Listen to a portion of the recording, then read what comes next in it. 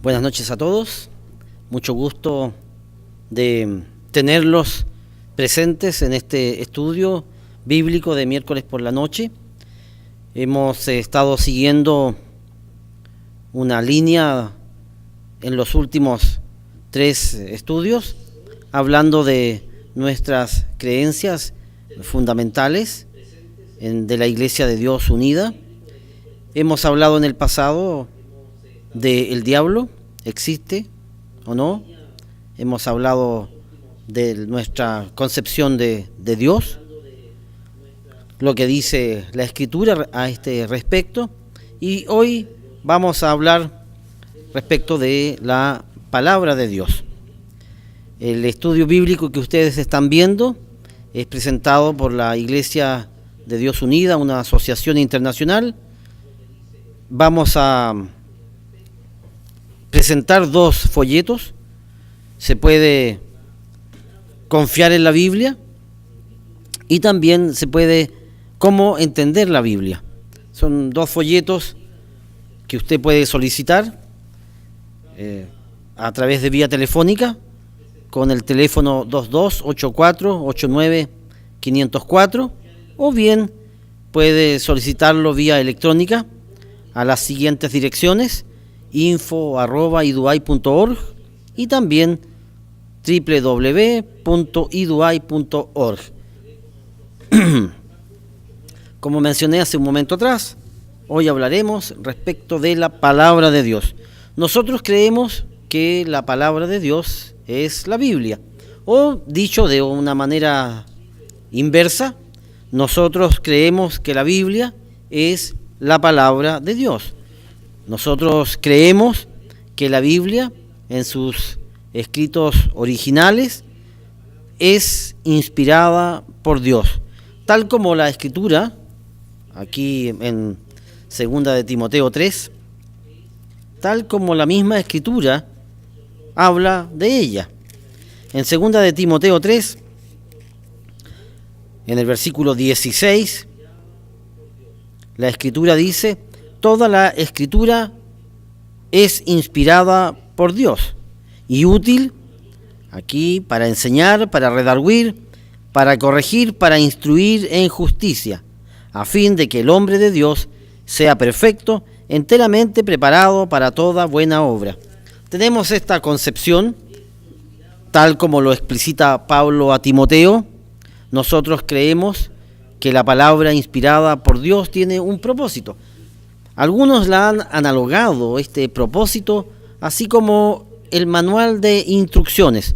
Nosotros creemos que la palabra inspirada por Dios tiene un propósito.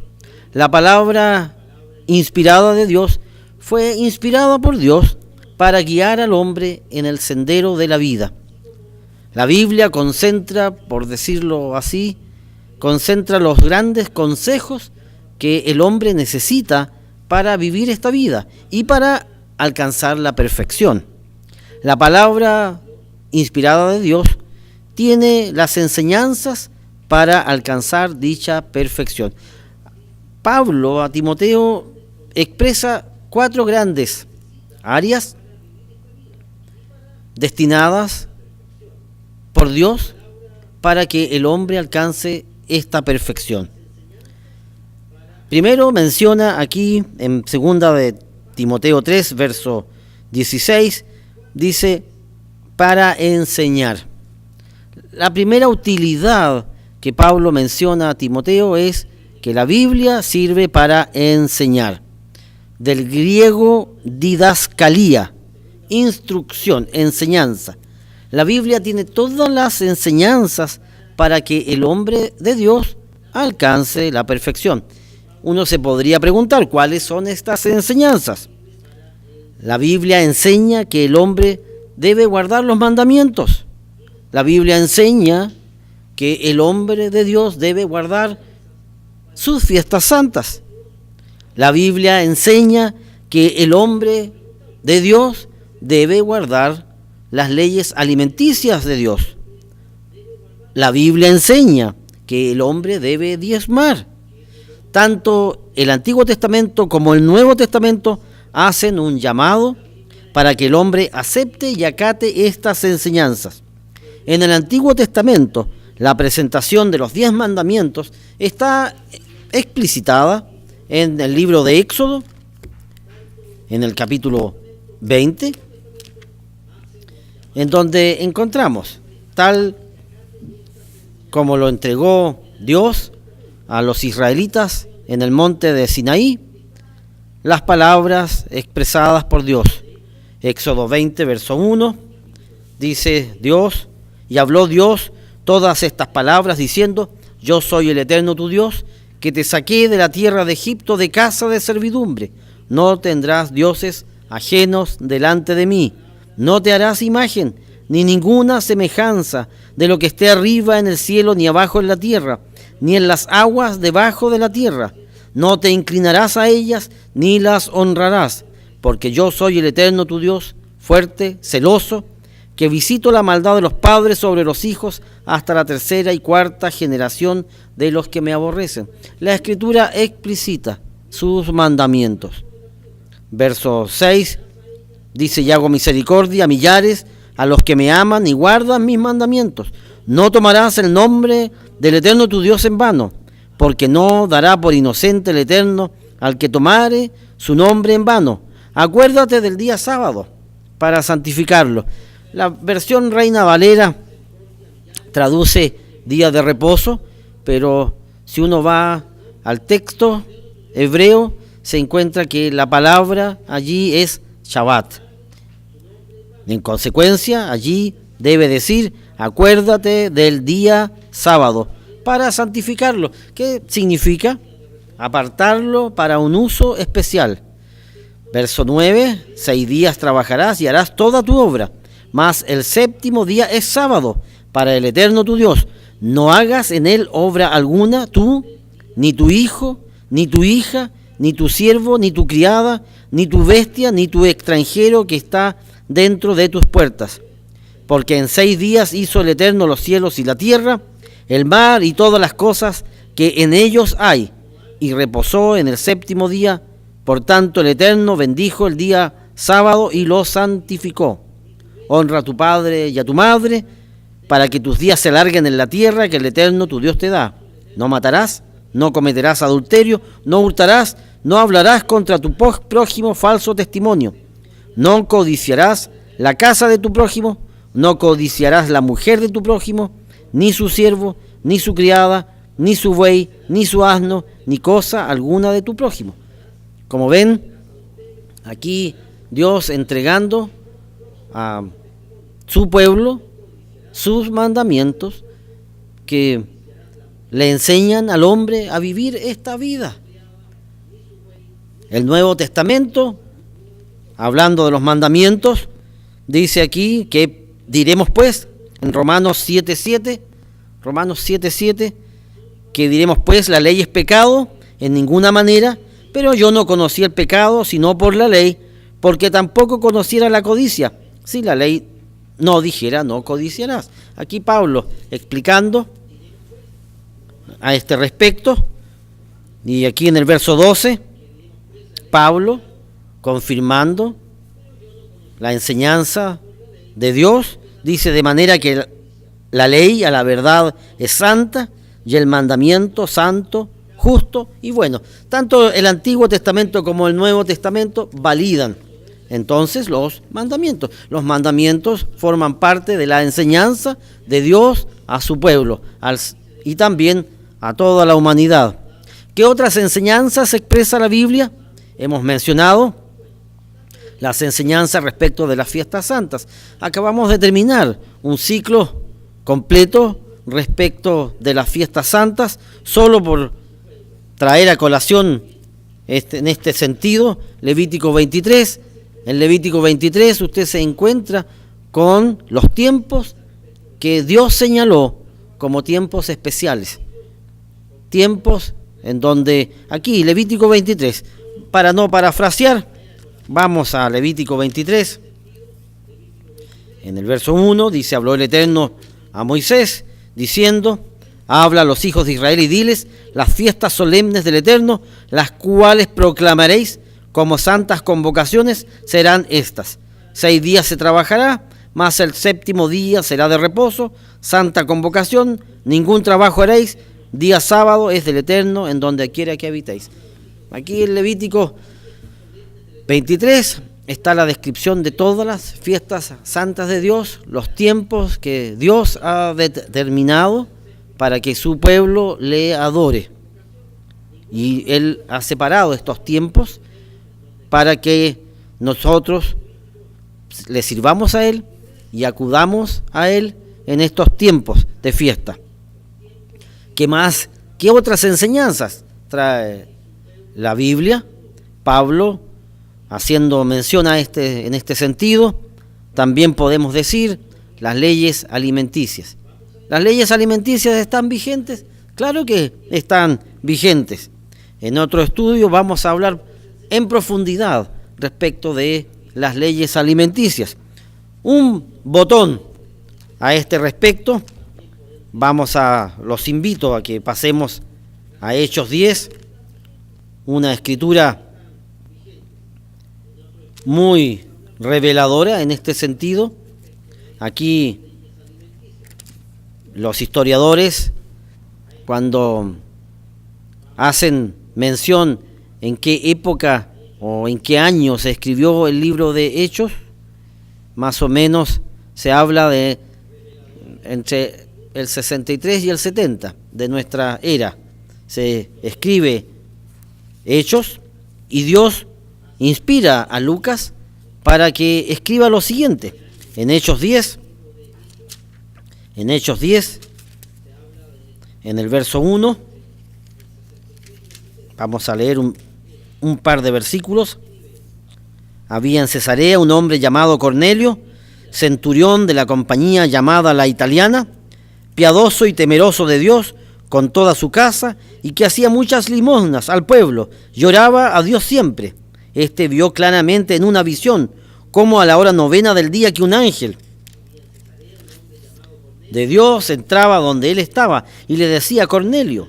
Él, mirándole fijamente y atemorizado, dijo: ¿Qué es, Señor?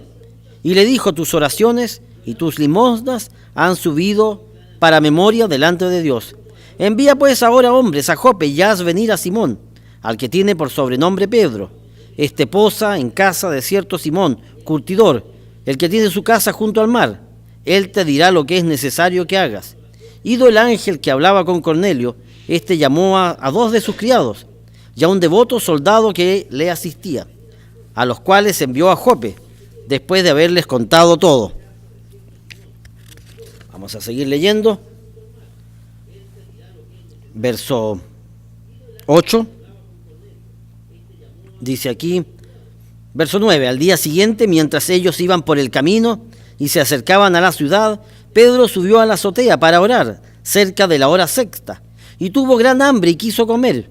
Pero mientras le preparaban algo, le sobrevino un éxtasis, y vio el cielo abierto y que descendía algo semejante a un gran lienzo, que atado de las 4 puntas era bajado a la tierra, en el cual había de todos los cuadrúpedos terrestres y reptiles y aves del cielo, y le vino una voz: levántate, Pedro, mata y come. Entonces Pedro dijo: Señor, no, porque ninguna cosa común o inmunda he comido jamás. Lo interesante aquí, respecto de las leyes alimenticias, es lo que dice Pedro en este último versículo. Dice: no, porque ninguna cosa común o inmunda he comido jamás. Si solamente una persona que guardaba las leyes alimenticias podría haber hecho este comentario: ninguna cosa común o inmunda he comido jamás. ¿Cuándo fue escrito el libro de los Hechos? Como mencioné, habían ya pasado bastantes años desde que Jesucristo ascendió a los cielos. Por lo menos 30 años. Y que lo que vemos aquí, a 30 años más tarde, un hombre que estaba guardando las leyes alimenticias. ¿Están vigentes las leyes? Claro que están vigentes. Estudiaremos este tema en un próximo estudio. ¿Qué más? ¿Qué otra enseñanza encontramos en las Escrituras? La ley del diezmo. La ley del diezmo está vigente y Jesucristo la confirmó. Allí en Mateo 23, cuando Jesucristo está fustigando aquí a los fariseos por sus hipocresías. Jesucristo les dice a aquellos: ay de vosotros, escribas y fariseos hipócritas, porque diezmáis la menta y el eneldo y el comino, y dejáis lo más importante de la ley, la justicia, la misericordia y la fe. Aquí estos puntos esenciales de la ley de Dios: la misericordia, la fe y la justicia. Ahora, la última frase es el punto en el cual o del cual estamos hablando. Dice: esto era necesario hacer sin dejar de hacer aquello. Jesucristo confirma la ley del diezmo. La ley del diezmo está vigente, forma parte de las enseñanzas que Dios le ha dejado a su pueblo. La Biblia enseña las claves para alcanzar la perfección. La Biblia enseña a aquel hombre que se deja guiar, aquel hombre que recibe estas instrucciones y a través de la obediencia recibe entonces bendiciones. El ser humano que no quiere obedecer, el ser humano que ha dejado a Dios y a su camino, se enfrenta entonces aquí a las consecuencias de haber dejado a Dios. Uno puede encontrarse aquí en Romanos 1:18, en Romanos 1:18, Pablo aquí a los judíos que vivían en Roma les escribe por inspiración estas palabras: las causas por las cuales la sociedad se encuentra en deterioro. Pasó en Roma, pasa en la actualidad. En Romanos 1:18 dice: porque la ira de Dios se revela desde el cielo contra toda impiedad e injusticia de los hombres que detienen con injusticia la verdad. Porque lo que es de Dios se conoce, les es manifiesto, pues Dios se lo manifestó al hombre. Dice: porque las cosas invisibles de Él, su eterno poder y deidad, se hacen claramente visibles desde la creación del mundo, siendo entendidas por medio de las cosas hechas, de modo que no tienen excusa. Cuando uno piensa en esto, el universo, la tierra, la vegetación, todo lo que hay en la tierra, uno no puede sino pensar que fuimos creados. Y dice aquí, verso 21, pues habiendo conocido a Dios, no le glorificaron como a Dios, ni le dieron gracias, sino que se envanecieron en sus razonamientos y su necio corazón fue entenebrecido. El raciocinio del ser humano ha hecho que el ser humano deje de creer que Dios nos creó.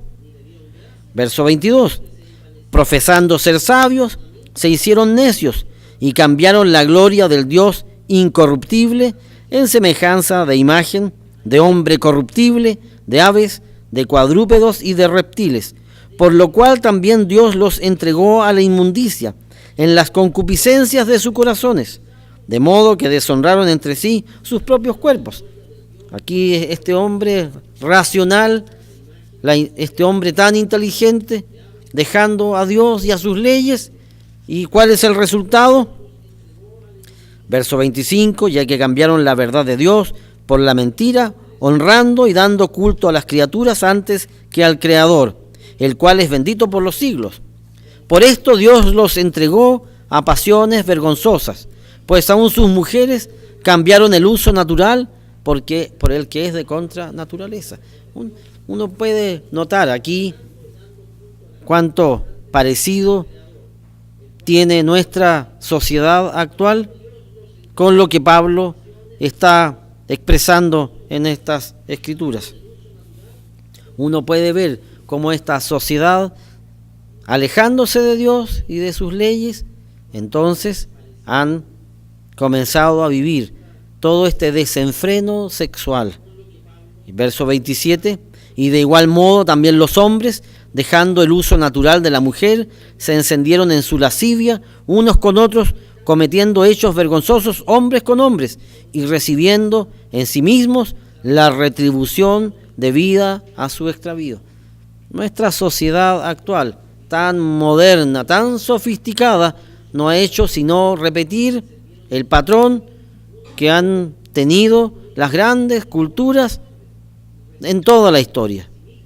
Aquí Grecia llegó a grados increíbles de concupiscencia y de degradación moral. Roma también. Y ahora, en la época actual, vemos una sociedad alejada de Dios.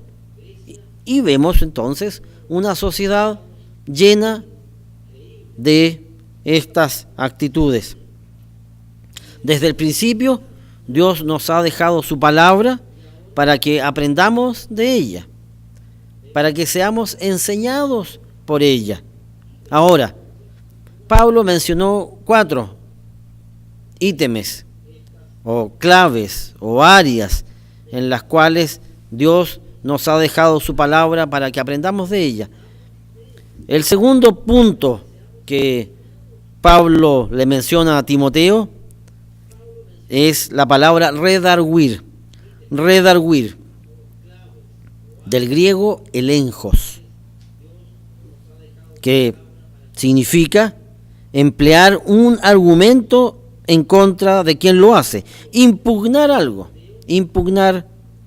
argumentar, eso significa redarguir.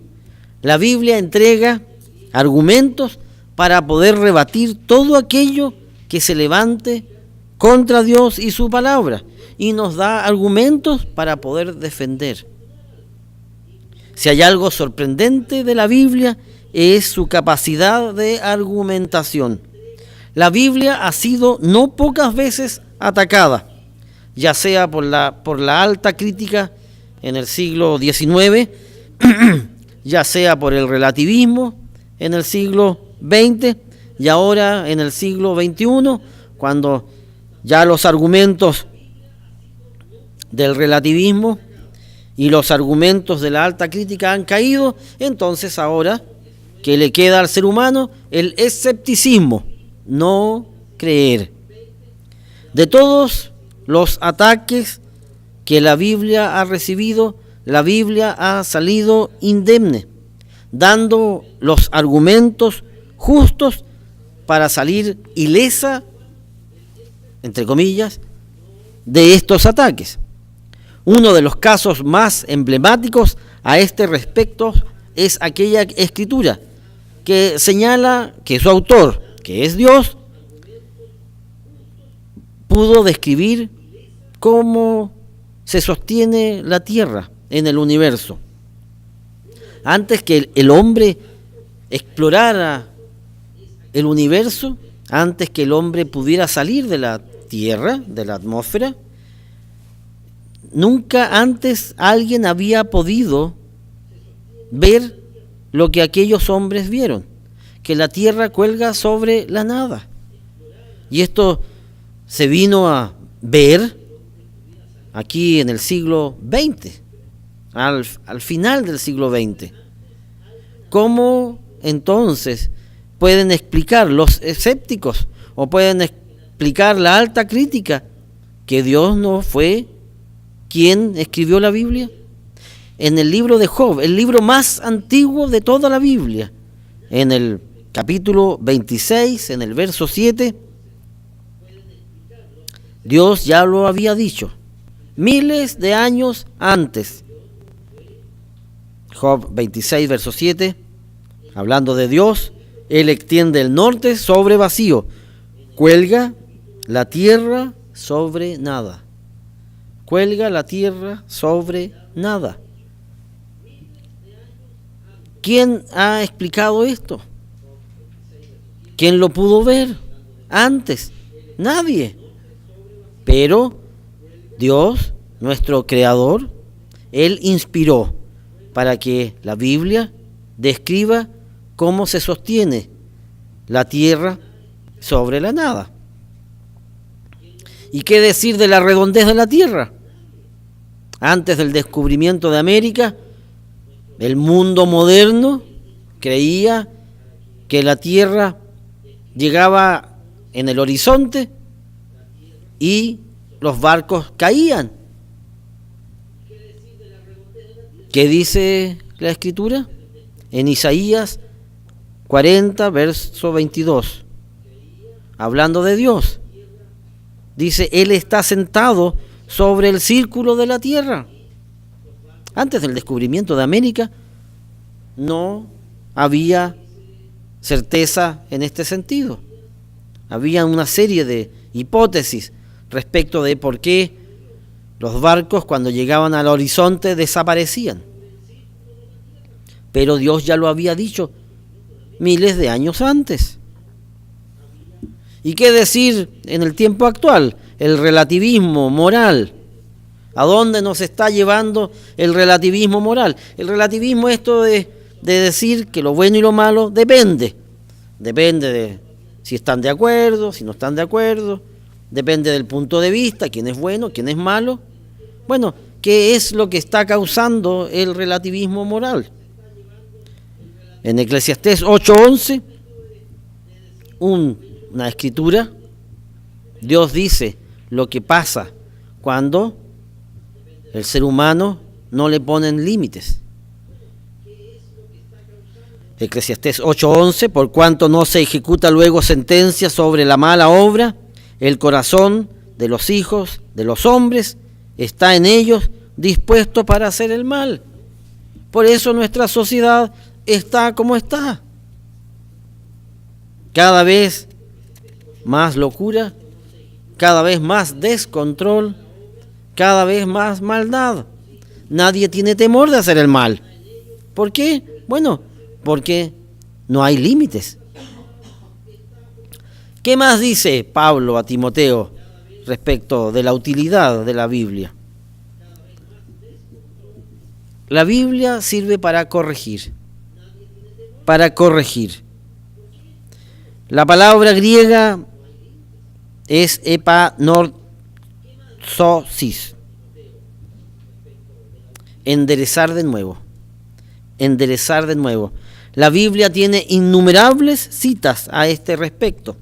El hombre que ha sido enseñado en la palabra debe ser corregido, debe ser enderezado de vez en cuando para alcanzar la perfección. Uno piensa en las Escrituras. Job fue perfeccionado, fue corregido. David fue corregido. Pedro fue corregido. Todos debemos de vez en cuando ser corregidos. Nadie está exento de recibir corrección y nadie, en su sano juicio, debiera negarse a recibir corrección. Hay una escritura en Proverbios 29:1. Proverbios 29:1. Aquí la escritura dice, en la versión Reina Valera: el hombre que reprendido endurece la cerviz, de repente será quebrantado y no habrá para él medicina. En la versión de la Biblia Jerusalén del año 2001, este versículo es traducido de la siguiente manera: el hombre que se obstina ante la corrección será destruido pronto y sin remedio. Todos debemos recibir corrección. La corrección ayuda al espíritu. Y la Escritura trae muchos ejemplos de hombres que fueron perfeccionados en la corrección y con la corrección. Uno de estos casos es el caso de David. David, cuando adultera con Betsabé y luego, para ocultar el resultado de su pecado, manda matar a Urías, hizo blasfemar a los enemigos de Israel por esta causa. Dios, a través de Natán, lo amonesta y lo corrige. Dios le dice, aquí en 2 de Samuel 12, pueden ustedes leer más adelante estas escrituras. Natán, Dios utiliza aquí a Natán para corregir a David. Y le dice, tu reino habría sido muy grande, pero a causa de este pecado, tu reino tendrá límites. Y el hijo que ha sido concebido en pecado debe morir. Y la Escritura muestra que David acepta la corrección y es perfeccionado en su carácter. ¿Qué más dice Pablo a Timoteo en relación a la palabra inspirada de Dios? Pablo usa una instrucción: instruir en justicia. La Biblia nos ayuda para que seamos educados o entrenados en la justicia. La Escritura tiene una enorme cantidad de casos en donde se nos entrena en el arte de la justicia. La Biblia, la traducción Dios habla hoy, de este versículo del año 2002, traduce de la siguiente manera: toda Escritura está inspirada por Dios y es útil para enseñar, para reprender, para corregir y educar en una vida de rectitud. Educar en una vida de rectitud. La Biblia nos da las directrices para desarrollar y tener una vida recta y justa ante los ojos de Dios. La Biblia tiene una enorme cantidad de instrucciones y ejemplos de vida y casos de vida en donde podemos aprender la justicia de Dios a la manera de Dios.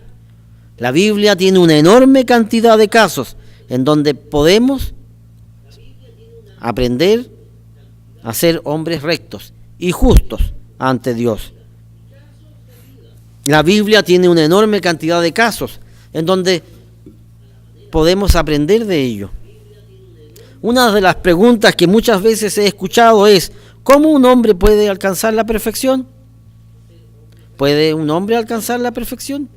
¿Es muy difícil alcanzar la perfección? ¿Es inalcanzable alcanzar la perfección?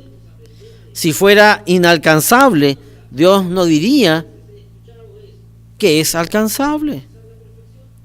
Dios no diría allí en 2 de Timoteo 3:16, a fin de que el hombre sea perfecto, enteramente preparado para toda buena obra. La Biblia nos entrega las bases, las herramientas para alcanzar esa perfección. ¿Por qué entonces es a veces difícil avanzar? ¿Por qué pareciera que el hombre no alcanza esta perfección? Porque Dios nos ha dejado su palabra y nos ha dicho que la obedezcamos. Pero a veces nos complicamos con excusas. A veces, así como Naamán, el sirio, ese hombre leproso, que fue donde Eliseo a pedir que Dios lo sanara, Eliseo le da una instrucción simple: báñate 7 veces en el Jordán. ¿Y qué dice Naamán? ¿Acaso en mi tierra no hay mejores ríos que el Jordán?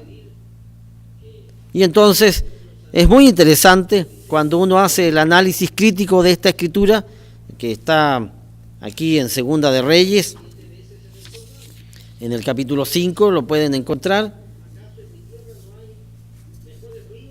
El análisis crítico muestra a los súbditos de este Naamán diciéndole: si Dios te pidiera cosas grandes, ¿las harías para sanarte de tu lepra? Y él dice: claro que sí. Y entonces aquellos hombres le dijeron: bueno, entonces ¿por qué no haces cosas simples?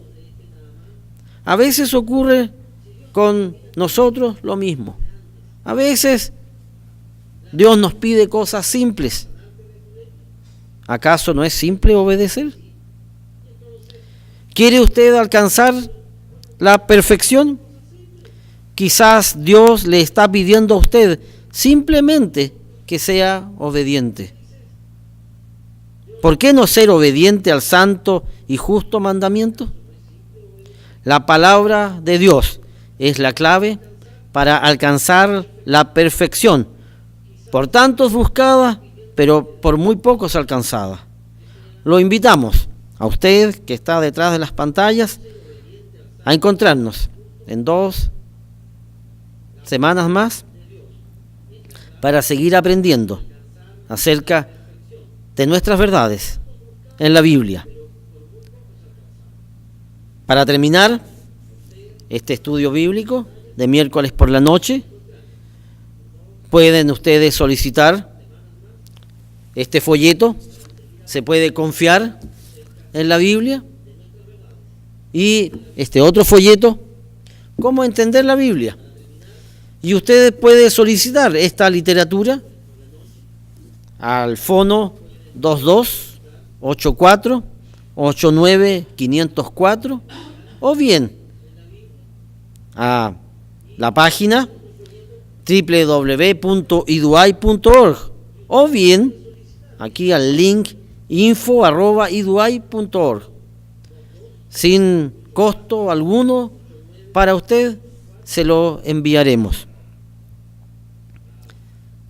Buenas noches a todos.